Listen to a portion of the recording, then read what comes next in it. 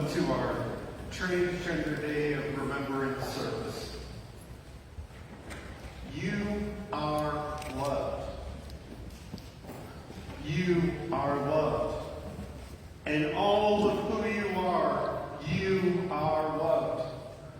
And your multiple identities, you are loved. And the pieces of you that make you special and vulnerable at the same time, you are loved. And the times that your heart sings, and in the times where the burden just seems too heavy to carry, you are loved. If you leave here tonight only remembering one thing, remember this, that you are loved. My name is Joel Henneman. My pronouns are she, her, and I'm the pastor of the United Methodist Church for All People. We come here today on this Transgender Day of Remembrance to remember and to love those who may not have anyone to love them besides us. We remember people killed simply because of who they are. According to news reports, approximately 30 transgender people killed in the United States and 350 around the world. While these numbers are heartbreaking, they are only the ones that we know because they were in the news. We don't know the ones who were not reported, whose death is not even a statistic. We don't count the ones who were killed, and the reason for their death is unknown. We don't count the ones who were never given the opportunity to be fully known, the ones who took their own life out of their pain.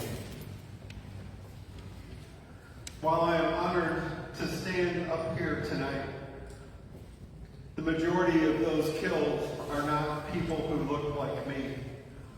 If you look at these pictures, you see young, black, transgender women, the most vulnerable in our country.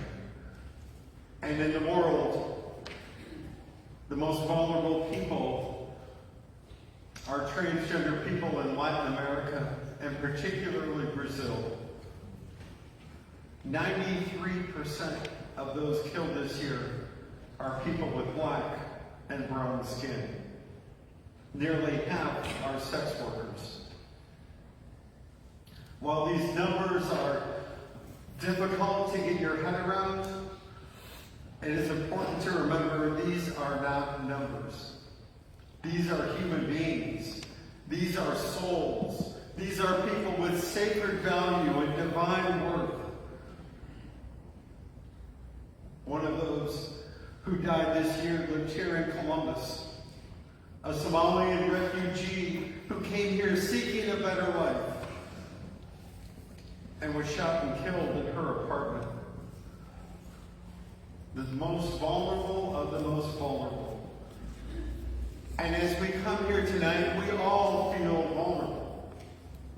We feel vulnerable after a political season that spent tens of millions of dollars spreading lies about people like us to instill fear throughout our country. We feel vulnerable after the Ohio Senate passed a bathroom bill that will further endanger transgender youth. We feel vulnerable after seeing Nazi flags flying on High Street.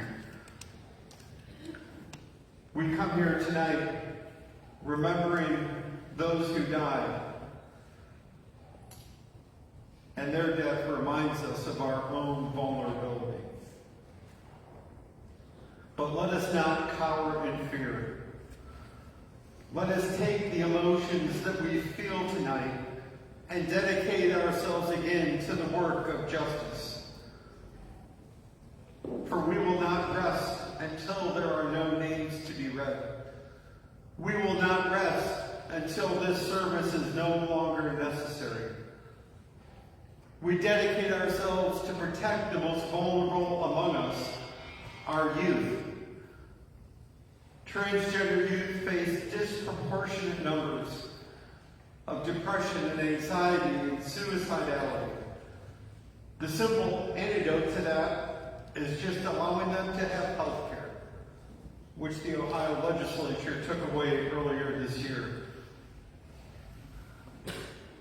So we dedicate ourselves to protecting each other. Tonight we remember, we say their names, we work to keep people alive, we work to keep ourselves alive. That work is hard. Remembering is hard. Justice work is hard. If during this service you need to step out and get some air, step out and get some air. If you need a place to be or someone to talk with, I'll be across the hall in the chapel. And if you want someone to just sit with you, talk with you, be with you, I'll be there. And if after tonight you need a place to contact, feel free to reach out to me or any of the names that you see in the program. For we are all in this together. We will overcome. We will find life, but we will only find it together. Who we are as transgender people, as queer people, as allies is a beautiful gift. Living it out in this world is incredibly difficult. So tonight, we remember and stand together as one. We come together in our grief, acknowledging our loss. And I pray that you will receive grace. That in pain we might find comfort, in sorrow we might find hope, and in death we might find resurrection. I'd like to introduce Trenton Hython to come share with us next. Trenton.